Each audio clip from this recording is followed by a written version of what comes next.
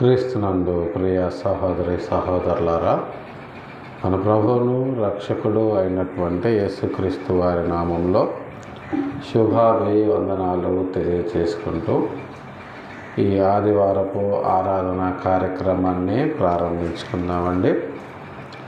ఈరోజు ఆరాధనలో భాగంగా దేవుడు మనకు అనుగ్రహించినటువంటి వాక్య భాగము అపోస్తలుడైనటువంటి పౌలు గారు కొరింథీ సంఘానికి వ్రాసినటువంటి మొదటి పత్రిక 2వ అధ్యాయము 9వ వచనము నుండి చివరి వరకు ఈరోజు మనము ధ్యానిద్దాం. అపోస్తలుడైన పౌలు గారు కొరింథీలకు రాసిన మొదటి పత్రిక 2వ అధ్యాయము 9 నుంచి 16 వరకు.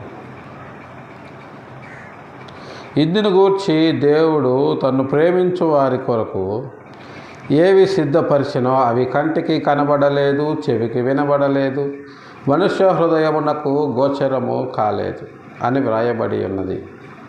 మనకైతే దేవుడు వాటిని తన ఆత్మ వలన బయలుపరచి ఉన్నాడు. ఆ ఆత్మ అన్నింటినీ దేవుని మర్మములను కూడా పరిశోధించుచున్నాడు. ఒక మనుషుని సంగతులు అతనిలో ఉన్న మనుష్యాత్మకే కానీ మనుషులలో మరి ఎవరికి తెలియను. అలాగే దేవుని సంగతులు దేవుని ఆత్మకే కానీ మరి ఎవరికి తెలియవు. దేవుని వలన మనకు దయచేయబడిన వాటిని తెలుసుకొనుటకై మనము లౌకిక ఆత్మను కాక దేవుని యొద్ద నుండి వచ్చు ఆత్మను పొంది ఉన్నాము. మనుష్య జ్ఞానము నేర్పు మాటలతో కాక ఆత్మ సంబంధమైన సంగతులను ఆత్మ సంబంధమైన సంగతులతో సరిచూచుచు ఆత్మ నేర్పు మాటలతో వీటిని గూర్చి మేము బోధించుచున్నాము. ప్రకృతి సంబంధి అయిన మనుష్యుడు దేవుని ఆత్మ విషయములను అంగీకరింపడు. అవి అతనికి వేరితనముగానున్నవి. అవి ఆత్మానుభవము చేతనే వివేచింపదగును గనుక అతడు వాటిని గ్రహింపజాలడు. ఆత్మ సంబంధి అయిన వాడు అన్నింటినీ వివేచించును కానీ అతడెవని చేతనైనను వివేచింపబడడు. ప్రభు మనస్సెరిగి ఆయనకు బోధింపగలవాడెవడు? మనమైతే క్రీస్తును కలిగిన వారము. చిన్న ప్రార్థన చేసుకుందామండి. ప్రేమ కలిగిన మా తండ్రి, పరిశుద్ధమైన మా ప్రభువా, గడిచిన పరిశుద్ధ దినం నుంచి నేటి పరిశుద్ధ దినం వరకు మా పనుల్లో ప్రయాణాల్లో మాకు తోడు నీడగా నుండి నేటి పరిశుద్ధ దినమున మీ పాద సన్నిధికి చేర్చి మిమ్మల్ని స్తుతించి ఆరాధించి నిగూఢమైన మీ పరలోక రాజ్య మర్మాలను మేము ధ్యానించడానికి మీరు మాకు అనుగ్రహించినటువంటి సమయాన్ని బట్టి మీ పాదాలు వందనాలు చెల్లించుకుంటున్నాం. ఉదయకాల సమయంలో నా ప్రభువా, మీ వాక్యమును ధ్యానించినట్టుగా మాకు సహాయం చేయండి. మీ ఆత్మను మాకు అనుగ్రహించి మమ్మల్ని ముందుకు నడిపించమని మీ ప్రియ కుమారుడు మా రక్షకుడు అయినటువంటి యేసయ్య దివ్యనామంలో బ్రతిమిలాడి ప్రార్థించి అడిగి వేడుకొనుచున్నాము తండ్రి, ఆమేన్. క్రీస్తునందు ప్రియ సహోదరి సహోదరులారా, గత వారము మనము దేవుడు అంటే ఏంటి, ఆయన ఎలా ఉన్నాడు, ఆయన్ని మనం ఎలా చూడగలము, ఆ తర్వాత దేవుడు నివసించే పరలోకం ఎక్కడుంది, అక్కడికి మన దేవుని యొక్క ప్రథమ కుమారుడు మన రక్షకుడు అయినటువంటి యేసుక్రీస్తు వారు మొట్టమొదటిసారిగా ఎలా వెళ్ళాడు, వెళ్ళే ముందు ఆయన ఏ ప్రాంతాలకు వెళ్ళాడు, వాటిని ఏమంటారు, అవి ఎక్కడున్నవి అనేటటువంటి అనేకమైనటువంటి ఆధ్యాత్మిక లేక ఆత్మ సంబంధమైన విషయాలను శాస్త్రజ్ఞుల విజ్ఞానానికి అందనటువంటి తెలియనటువంటి అనేకమైనటువంటి విభిన్నమైన అంశాలను గురించి ధ్యానించటము జరిగింది. అయితే దాని కొనసాగింపుగా నేటి దినాన అపోస్తలుడైనటువంటి పౌలు గారు వ్రాసినటువంటి 2వ అధ్యాయము మొదటి పత్రిక 2వ అధ్యాయంలో గత వారము కొన్ని వచనాలను మనము ధ్యానించటము జరిగింది. వాటి కొనసాగింపుగా చాలా లోతైన అంశాలను, శాస్త్రవేత్తల విజ్ఞానానికి అందనటువంటి లోతైన అంశాలను పౌలు గారు మనకు ఎలా వ్రాయించి ఇచ్చాడో, దీని వెనుకాల పౌలు గారు ఎంత కృషి చేశాడు అనేది గతంలో మనము మాట్లాడుకున్నాము. మనము మాట్లాడుకునేటటువంటి ప్రతి సందర్భంలో కూడా పౌలు గారు సంఘానికి చేసినటువంటి వెలకట్టలేనటువంటి కృషి, వెలకట్టలేనటువంటి విజ్ఞానము, వెలకట్టలేనటువంటి సంపద పరిశుద్ధ గ్రంథంలో పౌలు గారు పొందుపరిచి మనకిచ్చాడు. దాని కొనసాగింపుగా చూడండి, ఇందును గూర్చి దేవుడు తన్ను ప్రేమించు వారి కొరకు ఏవి సిద్ధపరచనో అవి కంటికి కనబడలేదు, చెవికి వినబడలేదు, మనుష్య హృదయమునకు గోచరము కాలేదు అని తెలియజేస్తున్నారు. గత వారం మనం మాట్లాడుకున్నాము, పరలోకము కానీ పరదైసు కానీ కంటికి కనబడవు అని. ఎందుకంటే కంటికి కనబడే ఏ పదార్థమైనా సరే శాశ్వతము కాదు అని. ఎందుకంటే మన కన్ను కూడా శాశ్వతము కాదు. అంటే మన కన్ను శాశ్వతము కాదు అంటే మన ఎంటైర్ బాడీ కూడా శాశ్వతము కాదని, ఏదో ఒక దినాన ఆత్మ ఈ గుడారాన్ని వదిలి వెళ్ళిపోతుంది అని, ఆ వెళ్ళిపోయే ప్రదేశమే శాశ్వతమైందని, అందులో 3 రకాలైనటువంటి ప్రదేశాలు ఉన్నాయని, అవి ఏ రకాలు ఎలా ఉన్నాయి, వాటికి ఎలా వెళ్ళాలి అన్న అంశాలను మనము గత వారము ధ్యానించాము. యేసుక్రీస్తు వారు ఎలా వెళ్ళారు అన్నటువంటి విషయాలను మనము ధ్యానించటము జరిగింది. అదే విషయాన్ని పౌలు గారు మరింత లోతుగా తెలియజేస్తున్నారు. చూడండి, మనుష్య హృదయమునకు గోచరము కాలేదు అని వ్రాయబడి ఉన్నది అని పౌలు గారు తెలియజేస్తున్నారు. నేను కూడా మీకు కొత్త విషయాలు ఏం బోధించటం లేదు. గతములో మన పితరులు, ప్రవక్తలు రాసినటువంటి విషయాలనే నేను బోధిస్తూ ఉన్నాను. ఈ మాట ఎక్కడ వ్రాయబడి ఉన్నది అని మనము గమనించినట్లయితే, యెషయా గ్రంథము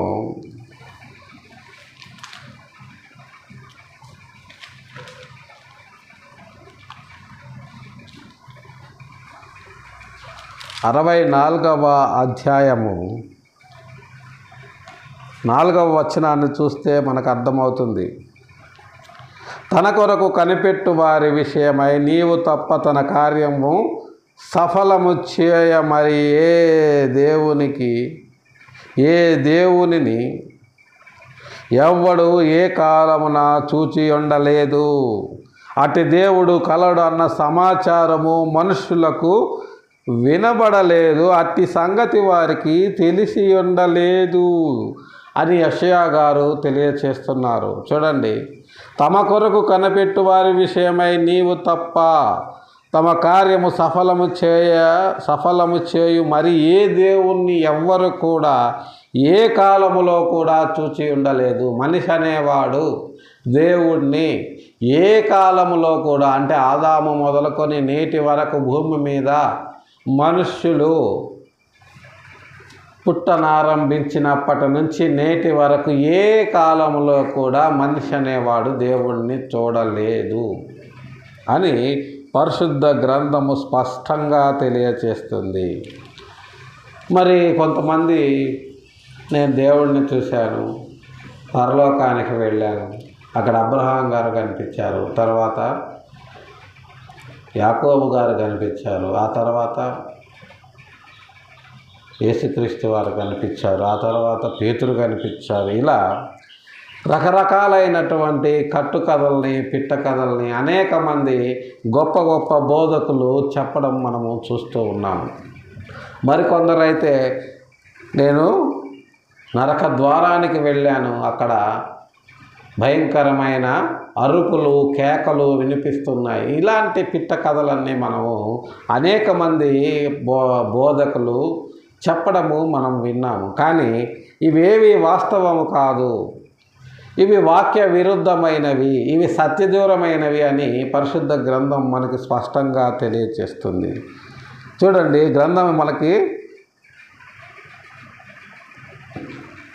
దాని ముందు వచనాన్ని మనము గమనించినట్లయితే, 3వ వచనాన్ని మనం చూసినట్లయితే యెషయా గ్రంథం 64వ అధ్యాయములో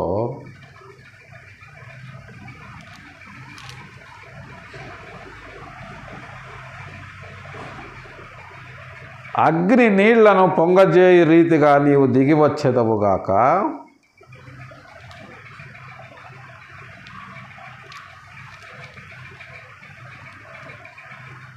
జరుగునని మేము అనుకోనని భయంకరమైన క్రియలు నువ్వు చేయగా అన్యజనులు నీ సన్నిధిని కలవరపడుదురుగాక. నీవు దిగివచ్చెదవుగాక, నీ సన్నిధిని పర్వతములు తత్తరిల్లును గాక.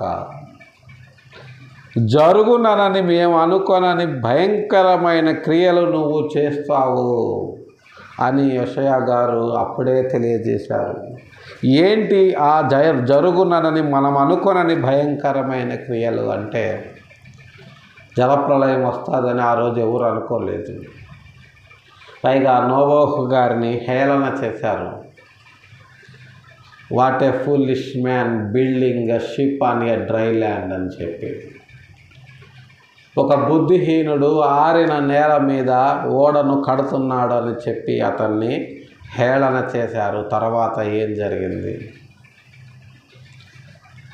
అలాగున్నాయి. ఇప్పుడు అనేక రకాలైనటువంటి వైరస్లు వస్తావని మనం అనుకోలేదు. ప్రస్తుత సమాజంలో జరుగుతున్నటువంటి భయంకరమైన దైవ వ్యతిరేక కార్యక్రమాలు, ఎక్కడ చూచినా అక్రమాలు, ఎక్కడ చూచినా అన్యాయాలు, ఒక మనిషి ఇంకొక మనిషిని దోచుకోవటం, ఒక మనిషి ఇంకొక మనిషిని చంపివేయటం, ఒక మనిషి ఇంకొక మనిషిని కనికరం లేకుండా విడిచిపెట్టి వెళ్ళిపోవటం, అనేక మంది పిల్లలు వారి బాధ్యతలను వదిలిపెట్టి వెళ్ళిపోవటం, అనేక మంది తల్లిదండ్రులు వారి బాధ్యతల నుంచి పారిపోవటం, ఇలా వ్యక్తిగత సుఖాల కోసము కట్టుబాట్లకు తిలోదకాలిచ్చి ఎవరి ఇష్టం వచ్చిన రీతిగా వాళ్ళు సుఖాల కోసం సుఖాల వేటలో పరిగెడుతున్నటువంటి నేటి ప్రస్తుత సమాజంలో జరుగునని అనుకోనని భయంకరమైన క్రియలు ఈనాడు జరుగుతున్నాయి.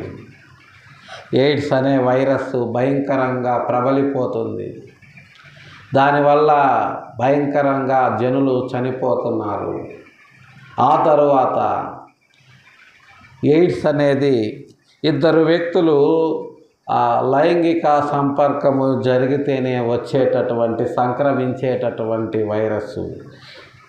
ఇంకొక వైరస్ వచ్చింది, ఇంకా దానికంటే అడ్వాన్స్గా ఉంది ఇది. ఈ వైరస్ సోకాలంటే ఏ రకమైన లైంగిక సంపర్కం అవసరం లేదు. ఒక మనిషి ఇంకొక మనిషి దగ్గర దగ్గినా తుమ్మినా చాలు గాలిలో నుంచి ఆ వైరస్ అతనికి సోకుతుంది. దీన్నే కరోనా వైరస్ అంటున్నారు. ఇది 2019లో ప్రపంచాన్ని ఎలా అతలాకుతలం చేసిందో మనకు తెలుసు. మళ్ళా ఇప్పుడు రీసెంట్గా వైజాగ్లో, హైదరాబాద్లో, ఢిల్లీలో, ముంబైలో కేసులు నమోదవుతున్నాయని మనం వింటున్నాము. ఇలాంటి సంఘటనలు జరుగుతాయని మనం ఎన్నడూ అనుకోలేదు. జరుగుతున్నాయి. మరి మన కళ్ళ ముందు అనేక మంది కుప్పలు తెప్పలుగా జనులు చనిపోతున్నారు. చనిపోయిన తర్వాత వాళ్ళ పరిస్థితి ఏంటనేది మనకు తెలుసు. గతంలో మనం మాట్లాడుకున్నాము. మరి ఏంటి, ఎలా వచ్చింది ఈ వైరస్, ఎందుకు వచ్చింది ఈ వైరస్ అంటే, అక్రమము విస్తరించుట చేత అనేకులలో దేవుని ఎడల ప్రేమ, దేవుని ఎడల భక్తి, దేవుని ఎడల భయం అనేది చల్లారిపోయింది. దేవుడా అంటే ఒక రకమైనటువంటి చులకన భావం. ఎందుకంటే ఆయన కంటికి కనపడ్డు, వెంటనే ఆయన శిక్షించడు అని అనుకుంటున్నారు. కానీ దేవుడు శిక్షిస్తే ఎంత భయంకరంగా ఉంటుందో ఆది నుంచి మనము చూస్తూనే ఉన్నాము. జలప్రళయం తర్వాత అగ్నిగంధకములు తర్వాత భూకంపములు, ఆ తర్వాత ప్రకృతి వైపరీత్యములు, ఆ తర్వాత సునామీ, ఆ తరువాత ఎయిడ్స్ లాంటి భయంకరమైన రోగాలు, ఎబోలా లాంటి భయంకరమైన రోగాలు, ఇప్పుడు తాజాగా కరోనా వైరస్.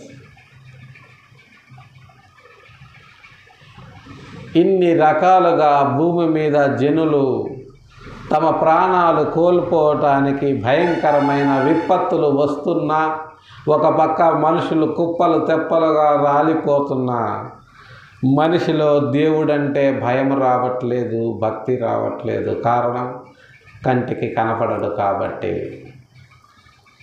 కంటికి కనబడాలి దేవుడు అంటే ఇలాంటి భయంకరమైన విపత్తులు కొన్ని వందల వేల రెట్లు అయితే ఏ స్థాయిలో ఉంటుందో ఆ స్థాయిలో ఉంటుంది. మరి అలాంటి స్థాయిని చూచి తట్టుకునే శక్తి మనిషికి ఉందా అంటే ఎట్టి పరిస్థితుల్లో లేదు. కాబట్టే మనిషి తమ బుద్ధిహీనతను బట్టి దేవుడుంటే మా కంటికి చూపియండి అని అడుగుతున్నాడు. అందుకని అలాంటి వారిని బట్టి పరిశుద్ధ గ్రంథం ఏం తెలియజేస్తుంది అంటే దేవుడు లేడని బుద్ధిహీనుడు అనుకుంటాడు. దేవుడున్నాడా, ఉంటే చూపియండి అని అడగటం అనేది ఎంత బుద్ధిహీనతో, అది పెద్ద తెలివి అనుకుంటాడు, అది పెద్ద నాలెడ్జ్ అనుకుంటాడు. కానీ దేవుడు కనపడాలంటే నీకెంత నాలెడ్జ్ కావాలో ముందు అది తెలిస్తే కదా. కాబట్టి తన్ను కనిపెట్టు వారి విషయమై నీవు తప్ప తన కార్యము సఫలము చేయు మరి ఏ దేవుని ఎవ్వడు ఏ కాలములో చూచి ఉండలేదు. అట్టి దేవుడు కలడన్న సమాచారమే మనుషులకు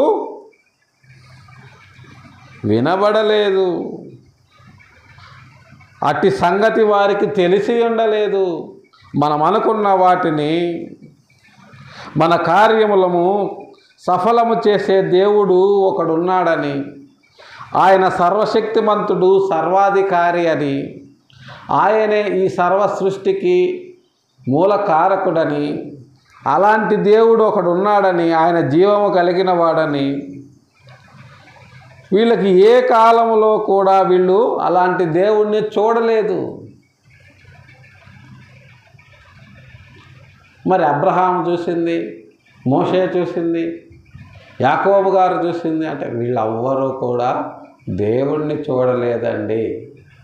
దేవుని దూతల చేత వీళ్ళు కమ్యూనికేట్ అంటే దేవుని దూతల వలన వీళ్ళు సమాచార మార్పిడి చేశారు, కానీ వాళ్ళు చూసింది దేవుణ్ణి కాదు.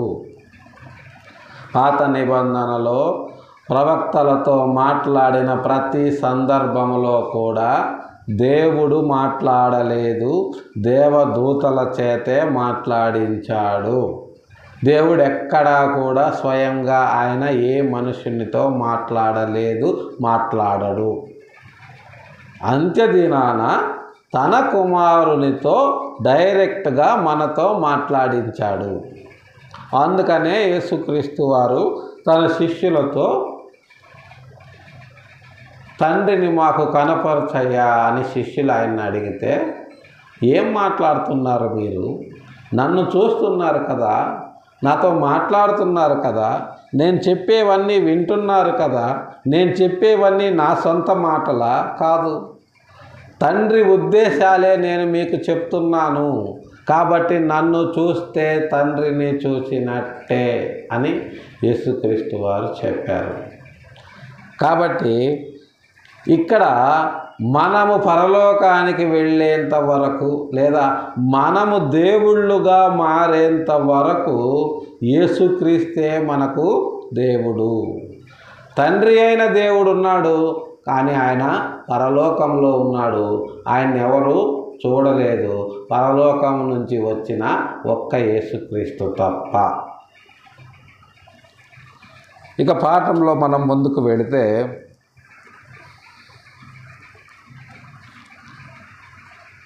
మనకైతే దేవుడు వాటిని తన ఆత్మ వలన బయలుపరిచి ఉన్నాడు. మనకైతే ఆయన తన ఆత్మ వలన బయలుపరిచి ఉన్నాడు. ఇప్పటి వరకు మనం మాట్లాడుకుంది అదే. ఆయన ఉన్నాడని, ఆయన ఉంటే ఎలా ఉంటాడని, ఆయన ఏం చేస్తాడని, ఆయన గుణలక్షణాలు ఏంటని, ఆయన ఏం చెయ్యగలడు అనే విషయాలు ఈనాడు మనము కూలంకషంగా చర్చించుకోగలుగుతున్నాము అంటే ఆయన ఆత్మను మనము కలిగి ఉన్నాము కాబట్టే ఈ విషయాలన్నీ మనకు తెలిసినాయి. వేరే ఇతరులకు ఈ విషయాలు తెలవలేదు అంటే వారికి దేవుని యొక్క ఆత్మ లేదు అని. అయితే మనమేం చేయాలి అంటే వారికి మనము తెలియచేయాలి. అదే విషయాన్ని యెషయా గారు తెలియజేస్తున్నారు. అట్టి దేవుడు కలడన్న సమాచారము మనుషులకు వినబడలేదు కాబట్టి మనం వినిపించాలి. అట్టి సంగతి వారికి తెలియబడలేదు, వాళ్ళకు తెలియబడలేదు కాబట్టి మనం తెలియజేయాలి. ఇది దేవుడు మన మీద పెట్టినటువంటి బాధ్యత. దేవునితో మనం చేసుకున్నటువంటి నిబంధన ఏంటి అంటే ఇదే. సర్వశక్తి గల దేవుడు, సర్వాధికారి అయిన దేవుడు, జీవము గల దేవుడు, మనం ఏమనుకున్నా నెరవేర్చగలిగినటువంటి సమర్థత కలిగిన దేవుడు, మన ప్రార్థనలకు జవాబిచ్చే దేవుడు ఒకడున్నాడని, ఆయన్ని మన కళ్ళతో మనము చూడలేమని, కానీ ఆయన మనం ఊహించనటువంటి సంఘటనలు ఆయన చెయ్యగలడు అని ఈ ప్రపంచానికి మనము తెలియజేయాలి. ఎందుకంటే వారికి తెలియదు కాబట్టి. మనం ఎలా తెలియజేయగలము అవి అంటే మనకైతే దేవుడు వాటిని తన ఆత్మ వలన బయలుపరిచాడు. ఆ ఆత్మ అన్నింటినీ దేవుని మర్మములను కూడా పరిశోధించుచున్నాడు. దేవుని మర్మాలు కూడా పరిశోధిస్తున్నాడు ఆ ఆత్మ. ఏంటి దేవుని మర్మాలు అంటే అబ్రహాంతో మాట్లాడతాడు దేవుడు.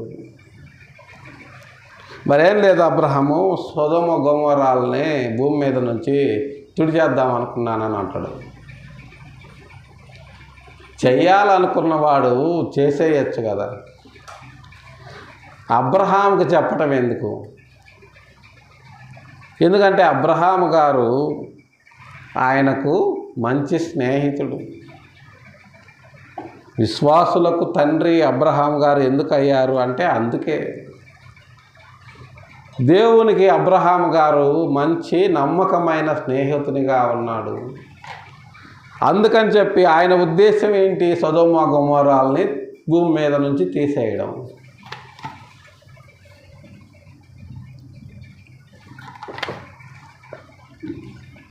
ఆయన చేయాలనుకుంటే చేసేయచ్చు. ఎవరికి చెప్పాల్సిన అవసరం ఆయనకు లేదు. ఆయన్ని ఎవరు అడగరు కూడా.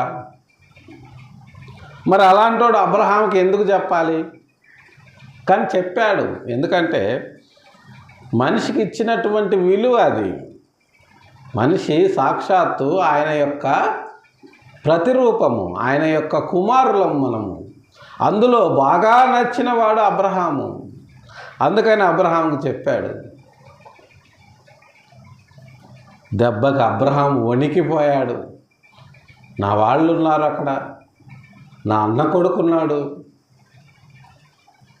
ఏంటి మా వాళ్ళు ఉంటేనే చంపేస్తావా నువ్వు? చూడండి అబ్రహాం ఎట్లా మాట్లాడుతుండో దేవుడితోటి. 100 మంది ఉంటే కాపాడతావా 2 ఊర్లని అంటే కాపాడతానైతే చూపించు 100 మందిని అన్నాడు. లేదు. అది 50 మంది ఉన్నా కాపాడతావా అంటే సరే నీ మాట చొప్పున కాపాడతాను. లేరు, 50 మంది కూడా లేరు. 10 మంది ఉంటే కాపాడతావా? సరే నీకోసం కాపాడతాను 10 మంది ఉన్నా. 10 మందిని కూడా అబ్రహాం గారు చూపించలేకపోయారు. ఒక్క లోతు కుటుంబము తప్ప వేరెవరిని అబ్రహాం గారు చూపించలేకపోయారు.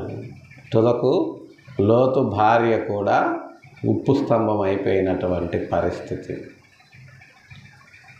ఇలా దేవుడు తన ఉద్దేశాలను మనుషులతో పంచుకుంటాడు. అవసరమైతే మన కొరకు తన ఉద్దేశాలను కూడా ఆయన మార్చుకుంటాడు. అది ఆయన మనల్ని ప్రేమించినటువంటి తీరు. మనకి ఏ అర్హత లేదు, ఆయన ఉద్దేశాలను మనం మార్చగలిగేంత స్థాయి మనకు లేదు. అయినా సరే అబ్రహాము చెప్తే వదిలేస్తావా మరి ఆ ఊర్లను అంటే, ఖచ్చితంగా వదిలేస్తాను, మరి చూపి నాకు నువ్వు అని అబ్రహాంతో మాట్లాడినటువంటి సందర్భం.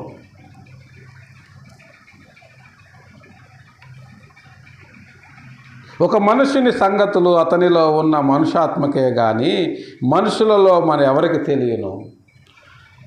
ఒక మనిషి ఏదైనా చెయ్యాలి అని అనుకుంటే అది అతనికే తెలుస్తుంది, కానీ అతను చెప్పకుండా పక్కన వాళ్ళకి తెలియదు. అలాగే దేవుని సంగతులు దేవుని ఆత్మకే కానీ మరెవరికి తెలియవు. దేవుని సంగతులు కూడా ఒక మనిషి తన మనసులో అనుకునేదే వేరే పక్కన వాడికి తెలియదు. అలాంటిది దేవుడు అనుకున్న విషయము ఇతరులకు ఎలా తెలుస్తుంది? ఎట్టి పరిస్థితుల్లోనూ తెలియదు. కానీ దేవుని వలన మనకు దయచేయబడిన వాటిని తెలుసుకొనుటకై మనము లౌకిక ఆత్మను కాక దేవుని యొద్ద నుండి వచ్చు ఆత్మను పొంది ఉన్నాము. అయితే దేవుని వల్ల మనకు దయచేయబడిన వాటిని మనం తెలుసుకోవాలి అంటే, ఏదైతే కంటికి కనబడనివి, చెవికి వినబడనివి, మన హృదయానికి గోచరము కాని సంగతులు మనకు అర్థం అవ్వాలి అంటే, మనము తెలుసుకోవాలి అంటే మనకేం అవసరము? దేవుని యొద్ద నుండి వచ్చు ఆత్మ. ఆ ఆత్మను మనం పొందితేనే ఆయన యొక్క ఉద్దేశాలు మనకు తెలుస్తాయి. ఆ ఆత్మను పొందితేనే మనం ఆయనతో మాట్లాడగలము. ఆ ఆత్మ ద్వారానే ఆయన మనతో మాట్లాడతాడు. అనాది కాలంలో దూతల ద్వారా డైరెక్ట్గా ఆనాటి ప్రవక్తలతో మాట్లాడారు. ఆ తర్వాత యేసుక్రీస్తు వారి ద్వారా డైరెక్ట్గా ఆనాటి మనుషులతో, జనాంగంతో మాట్లాడారు. ఇప్పుడు పరిశుద్ధాత్మ ద్వారా ఆయన మనతో మాట్లాడుతున్నాడు. అలా మాట్లాడాలి అంటే దేవుని యొద్ద నుండి వచ్చే ఆ పరిశుద్ధాత్మను మనము పొందుకుంటేనే అలా మాట్లాడగలిగే అర్హత మనము పొందిన వారం అవుతాము.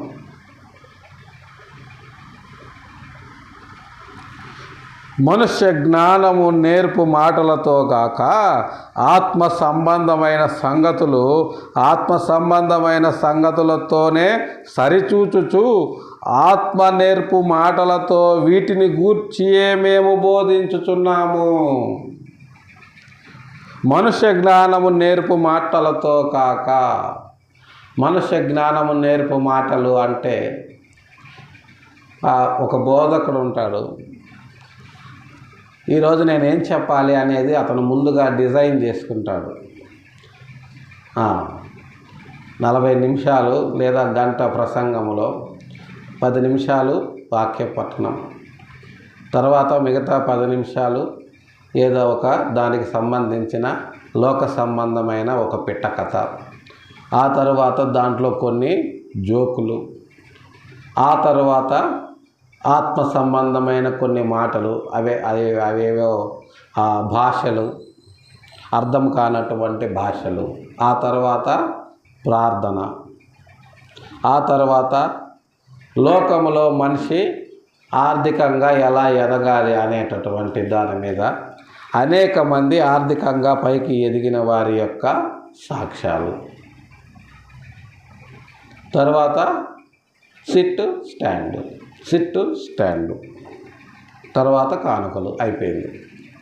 ఇది సోకాల్డ్ క్రైస్తవ్యంలో జరుగుతున్నటువంటి ఆరాధన క్రమము. ఇది దేవుని దృష్టిలో క్రమమేనా అంటే ఇది ఎట్టి పరిస్థితుల్లో క్రమము కాదు. అందుకనే దేవుడు అక్రమము చేయువారలారా నా యొద్ద నుంచి పొండి అంటున్నాడు. మరి క్రమం ఏంటి అంటే ఆత్మ సంబంధమైన విషయాలను, ఆత్మ సంబంధమైన సంగతులను ఆత్మ సంబంధమైన సంగతులతో సరిచూచుచు ఆత్మ నేర్పు మాటలతో వీటిని గూర్చియే మేము బోధించుచున్నాము. మేము బోధించే బోధలో ఏ రకమైనటువంటి కట్టుకథలు ఉండవు, ఏ రకమైనటువంటి పిట్ట కథలు ఉండవు, ఏ రకమైనటువంటి లౌకికమైన అంశాలు ఉండవు, ఏ రకంగానూ కూడా మేము చదివిన వాక్యమును దాటి పక్కకు పోము, వేరే మత గ్రంథాల జోలి అసలుకే పోము. మరి అలాంటప్పుడు ఆత్మ సంబంధమైన విషయాలతోనే మేము సరిచూస్తాము. ఇక ఎప్పటికీ కూడా బయటికి పోయి బయట వాటి గురించి మాట్లాడేంత సమయము దేవుడు మనకి ఇవ్వలేదు. ఆయన ఆత్మ ద్వారా పొందినటువంటి జ్ఞానాన్ని మనము పరిశుద్ధ గ్రంథము నుంచి ఒక్కొక్క మాటను విడగొట్టి వివరిస్తూ ఉండటానికే దేవుడు మనకిచ్చినటువంటి జీవిత కాలము సరిపోదు. అలాంటప్పుడు లౌకికమైన విషయాలను మాట్లాడగలిగేంత సమయము మనకెక్కడుంది? మరి లౌకికమైన విషయాలను మాట్లాడుతున్నారు అంటే మరి వాళ్ళు దేవుని ఆత్మతో మాట్లాడుతున్నారా, లేదా వారి యొక్క సొంత ఆలోచనలను లేదా వారి యొక్క సొంత ఉద్దేశాలను దేవుని ఉద్దేశాలుగా ప్రజలకు బోధిస్తున్నారా అనేది ఈనాటి క్రైస్తవ ప్రపంచము ఆలోచించాల్సిన విషయం ఎంతైనా ఉంది ప్రియులారా. ప్రకృతి సంబంధి అయిన మనుష్యుడు దేవుని ఆత్మ విషయములను అంగీకరింపడు, అవి అతనికి వెర్రితనముగా ఉన్నవి. ప్రకృతి సంబంధి అయిన మనుష్యుడు దేవుని ఆత్మ విషయాలను అంగీకరించడు, అవి అతనికి వెర్రితనంగా ఉంటున్నాయంట. నేను ఇదే విషయాన్ని కొందరు యూట్యూబర్స్ తోటి చర్చించటము జరిగింది. ఏం బ్రదర్, మనకు దేవుని వాక్యం చెప్పటానికే సమయము సరిపోదు, దేవుని వాక్యం ఒక్కటే మనం ప్రకటిస్తే సరిపోతుంది కదా, ఇక ఇతర మత గ్రంథాల గురించి మనకెందుకు, ఇతర మతాల్లో వాళ్ళు ఏం చెప్పారు ఏం రాసుకున్నారు అనేవి మనకెందుకు అంటే, నేను వాళ్ళకు వెర్రివాడిగా కనపడి, బ్రదర్ ఈ రోజుల్లో వాక్యం ఒక్కటే చెప్తే ఎవరు వింటారు బ్రదర్, కాంట్రవర్సీ కావాలి బ్రదర్, కాంట్రవర్షియల్ థంబ్నైల్స్ పెడితేనే క్యూరియాసిటీతో అందరూ చూస్తారు బ్రదర్ అని నన్ను వెర్రివాణిలాగా వాళ్ళు మాట్లాడటము నాకు ఎదురైనటువంటి అనుభవం. అదే విషయాన్ని పరిశుద్ధ గ్రంథం తెలియజేస్తుంది. ప్రకృతి సంబంధి అయిన మనుష్యుడు దేవుని ఆత్మ విషయములను అంగీకరింపడు, అవి అతనికి వెర్రితనముగా ఉంటవి, అవి ఆత్మానుభవము చేతనే వివేచింపదగును గనుక అతడు వాటిని గ్రహింపజాలడు. వాటి లోతెంతో, వాటి ఎత్తు ఎంతో, వాటి డెప్త్ ఎంతో అనేది అతని ప్రకృతి సంబంధి అయిన మనిషికి అవి అర్థము కావు. అవి అర్థము కావు. ఎందుకు అర్థము కావు అంటే వాటి లోతు, వాటి ఎత్తు, వాటి డెప్త్ భయంకరంగా ఉంటుంది. ఎంత భయంకరంగా ఉంటుంది అంటే దేవుడు ఎంత భయంకరంగా ఉంటాడో దేవుని ఆత్మకు సంబంధించినటువంటి విషయాలు కూడా అంతే భయంకరంగా ఉంటాయి ప్రియులారా. చూడండి, దేవుడు ఎంత భయంకరుడో, ఆయన రూపము ఎంత భయానకమవుతుందో, ఎంత భయానకంగా ఉందో మనకు పరిశుద్ధ గ్రంథము స్పష్టంగా తెలియచేస్తుంది.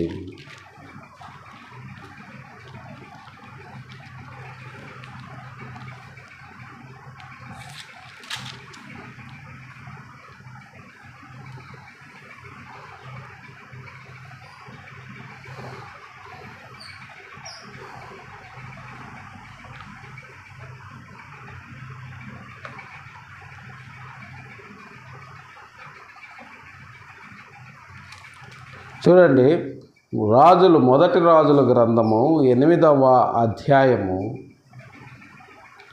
27వ వచనాన్ని గమనిస్తే దేవుడు ఎంత భయంకరుడో మనకు అర్థమవుతుంది ప్రియులారా. మొదటి రాజులు 8వ అధ్యాయము 28. ఆయనను 27వ వచనాన్ని మనం చూసినట్లయితే, నిశ్చయముగా దేవుడు ఈ లోకమందు నివాసము చేయడు, ఆకాశములు సహితము నిన్ను పట్టజాలవు, నేను కట్టించిన ఈ మందిరము ఎలాగూ పట్టును. నిశ్చయముగా దేవుడు ఈ లోకములో నివాసము చేయడు, అందుకనే దేవుణ్ణి ఎవరు చూడలేదు అని యెషయా గారు చెప్తున్నారు. అయితే దేవుడు ఎలా ఉన్నాడంట? మహాకాశములు సహితము ఆయనను పట్టజాలవు. ఎంత గొప్ప రూపం అండి! అది ఎంత పెద్దదని మనం ఎలా చెప్పగలము? దానికి కొలతలు లేవు, ఇన్ఫినిటీ. అది చెప్పటానికి ఈ ప్రపంచంలో ఉన్నటువంటి ఏ భూభౌతిక శాస్త్రవేత్త, ఏ మ్యాథమెటిషియను, ఏ కాస్మిక్ సైంటిస్టు చేత కాదు. మహాకాశములు పట్టజాలవు ఆయన్ని. అంటే ఆకాశ మండలంలో అన్నింటినీ దాటి పైకి వెళ్ళాడు యేసుక్రీస్తు వారని గతంలో మనం చెప్పుకున్నాం. ఎన్ని మండలాలు అంటే తెలియదు, ఎన్ని మండలాలు ఉన్నాయో. మనకు తెలిసింది ఒకటే ఒక మండలము, పాలపుంత నక్షత్ర మండలము. మరి ఎన్ని మండలాలు ఉన్నాయో తెలియదు, అవి ఎంత పరిధిలో విస్తరించి ఉన్నాయో తెలియదు, మరి అవి దాటి అవతల మహాకాశము అది ఎంత పెద్దగా ఉందో తెలియదు, అదే ఆయన్ని పట్టజాలదు అని సొలొమోను గారు తెలియజేస్తున్నారు. కాబట్టి ఆయన ఎంత ఉన్నాడు అనే విషయము మనకు ఆత్మ ద్వారానే అర్థమవుతుంది. ఎప్పుడు అంటే మనము ఆత్మగా మారిన నాడు.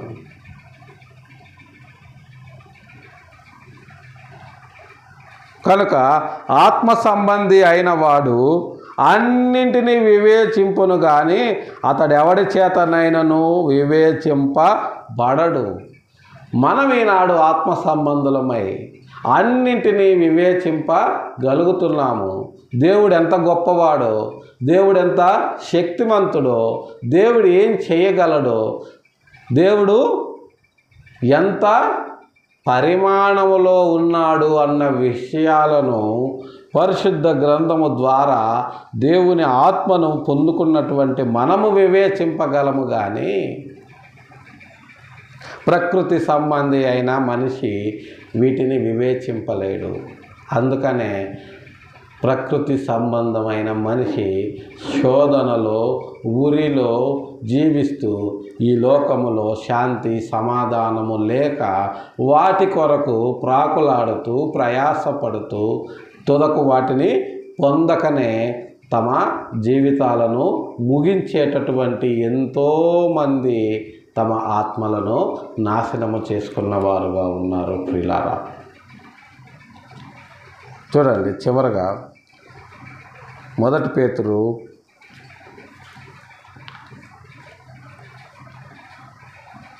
1వ అధ్యాయము 12వ వచనం. పేతురు గారు రాసినటువంటి మొదటి పత్రిక 1వ అధ్యాయము 12వ వచనం. పరలోకము నుండి పంపబడిన పరిశుద్ధాత్మ వలన మీకు సువార్త ప్రకటించిన వారి ద్వారా మీకిప్పుడు తెలుపబడిన ఈ సంగతుల విషయమై తమ కొరకు కాదు కానీ మీ కొరకే తాము పరిచర్య చేసిరను సంగతి వారికి బయలుపరచబడెను. దేవదూతలు ఈ కార్యములను తుంగి చూడగోరుచున్నారు అని పేతురు గారు తెలియజేస్తున్నారు. పరలోకము నుండి పంపబడిన పరిశుద్ధాత్మ, పరలోకం ఎక్కడుందనేది మనం మాట్లాడుకున్నాం, పరలోకం ఎంత ఉందనేది మనం మాట్లాడుకున్నాం. మరి అక్కడి నుంచి వచ్చిన పరిశుద్ధాత్మ మీకు సువార్త ప్రకటించిన వారి ద్వారా, ఆ పరిశుద్ధాత్మ వలనే ఈనాడు మనం సువార్త ప్రకటించగలుగుతున్నాము. ఆ పరిశుద్ధాత్మ ద్వారానే సర్వలోకానికి ఈనాడు మనం సువార్త ప్రకటించగలుగుతున్నాము. ఆ పరిశుద్ధాత్మ ద్వారానే అపోస్తలులు ఇంత గొప్ప కార్యాలు చేయగలిగారు. ఆ పరిశుద్ధాత్మే ప్రపంచ ప్రజలందరికీ నాగరికత నేర్పించింది. ఆ సువార్తే ప్రపంచ ప్రజలందరికీ చదువు విజ్ఞానాన్ని నేర్పించింది. ఆ సువార్తే ప్రపంచ ప్రజలందరికీ విద్య వైద్యం అనేది అందించింది. ఆ సువార్తే ప్రపంచ ప్రజలందరికీ కూడా ఆధునిక శాస్త్ర విజ్ఞానాన్ని నేర్పించింది.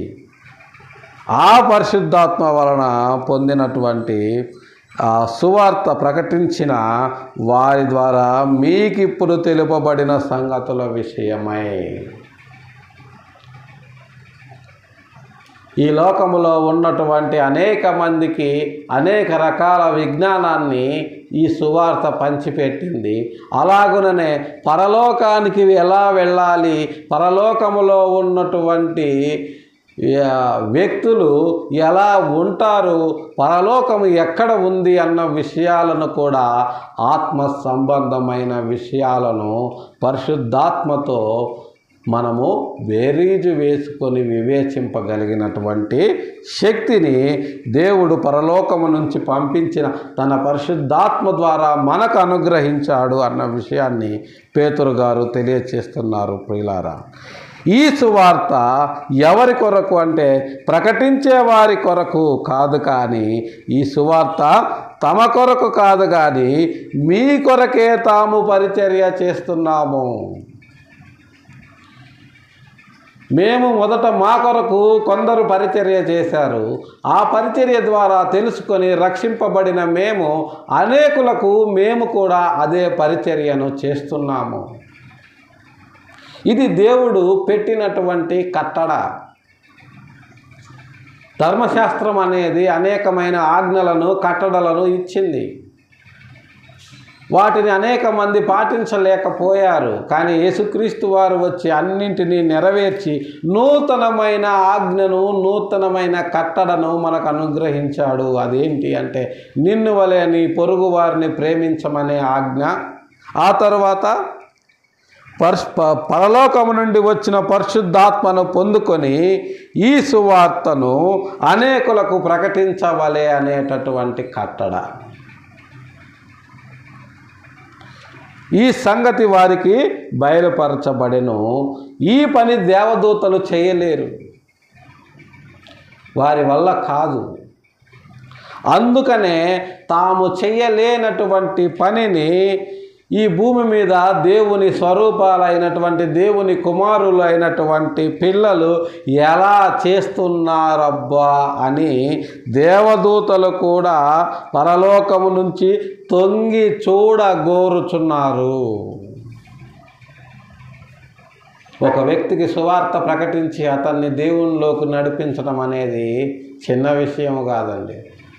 ఇది తెలియనటువంటి ఎంతోమంది యూట్యూబ్ బోధకులు, ఇది చేతకానటువంటి అనేక మంది బోధకులు ఈనాడు స్వస్థతల పేరిట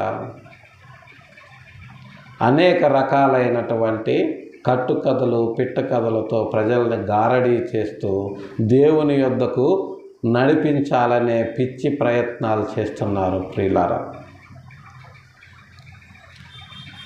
కాబట్టి దేవుడు మనకు అనుగ్రహించినటువంటి కట్టడ ఏంటి అంటే పరిశుద్ధాత్మ వలన సువార్త ప్రకటించి అనేకులను అగ్నిలో నుంచి బయటకు లాగిన విధంగా మనము వారిని బయటకు లాగి రక్షించాలి అనేది మన ప్రభువును రక్షకుడు అయినటువంటి యేసుక్రీస్తు వారి యొక్క అనాది కాల సంకల్పం అయ్యింది. కాబట్టి ఆ కట్టడను మనము శిరసావహించి ఆయన కొరకు, ఆయన మన జీవిత కాలంలో మనకు అనుగ్రహించినటువంటి పనిని మన శక్తి లోపము లేకుండా మనము జరిగించి ఆయన ఇచ్చేటటువంటి నిత్య జీవాన్ని మనం పొందుకోవటమే కాకుండా అనేకులకు కూడా దానిని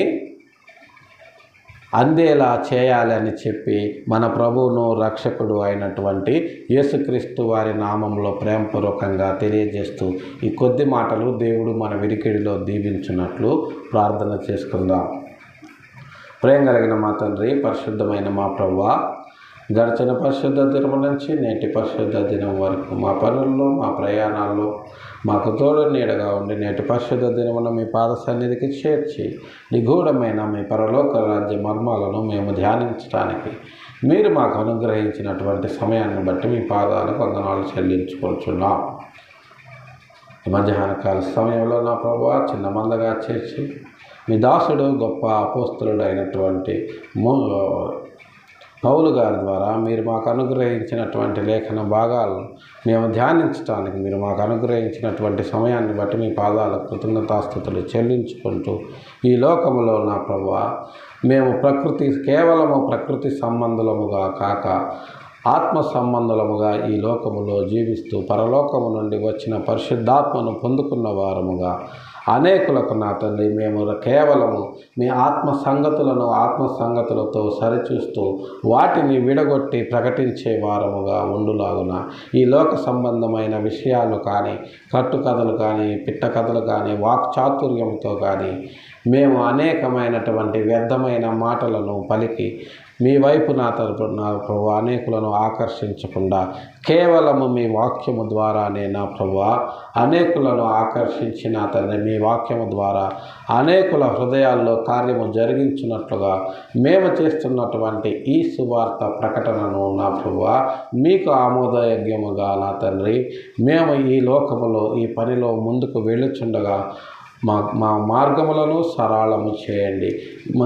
మేము చేసేటటువంటి ఈ పనిని మరింత విస్తరింపచేసి అనేకులకు ఆశీర్వాదకరముగా మా ఈ పరిచర్య ఉండునట్లు అనేకులకు చేరువ చేయమని మీ పాద సన్నిధిలో వేడుకొంచున్నాం.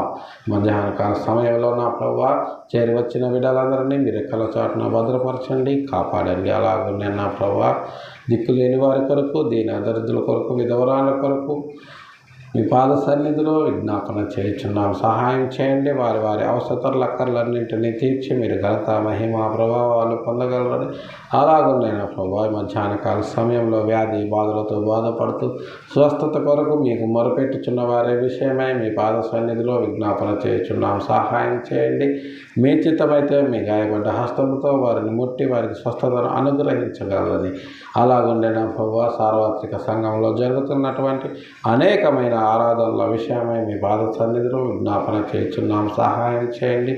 మీ వాక్యం విరివిగా విత్తబడి అనేకుల హృదయాల్లో కార్యము జరిగించినట్లు సహాయము చేయగలరని గడిచిన 24 గంటల్లో 24 గంటల్లో తెలుసో తెలియకో మీకు ఆయాసకరమైన మార్గం ఏదైనా మా జీవితాల్లో ఉన్న ఎడల దయతో మమ్మల్ని క్షమించి మన్నించగలరని మీ చిత్తమైతే మరి యొక్క పరిశుద్ధ దినాన్ని మాకు అనుగ్రహించి మమ్మల్ని ముందుకు నడిపించమని మీ ప్రియ కుమారుడు మా రక్షకుడు అయినటువంటి యేసయ్య దివ్య నామములో బ్రతిమిలాడి ప్రార్థించి అడిగి వేడుకొనుచున్నాము తండ్రి. ఆమేన్.